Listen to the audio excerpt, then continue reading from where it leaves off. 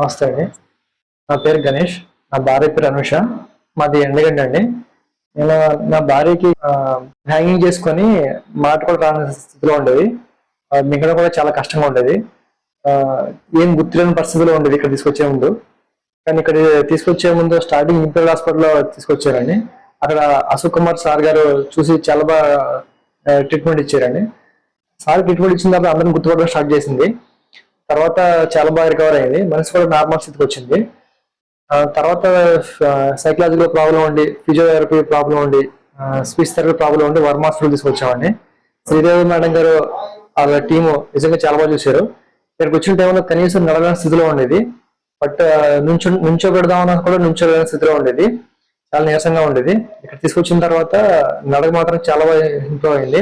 తనకి తాను సొంతంగా నడుస్తుంది. ఫిజియోథెరపీ నిజంగా సాయి గారికి నేను చాలా థ్యాంక్స్ చెప్తానండి. సాయి గారు, సాయి తేజ గారు చాలా బాగా చూశారు. ఇంకా స్పీచ్ థెరపీ అనుష మేడం గారు కూడా చాలా బాగా చూశారు. అలాగే సైకాట్రిస్ట్ చిరంజీవి సార్ కూడా చాలా బాగా చూశారు. వీళ్ళందరినీ కోఆర్డినేట్ చేసుకుని శ్రీదేవి మేడం గారు నిజంగా థ్యాంక్స్ చెప్పాలండి. చాలా బాగా చూశారు. నా భార్యకి తీసుకొచ్చిన తర్వాత ఇప్పుడు తన సొంతంగా నడుస్తుంది. అంతేకాదని ఇక్కడ నర్సింగ్ స్టాఫ్ కూడా చాలా బాగా చూశారు. ఆయాలు కానీ చాలా బాగా చూశారండి.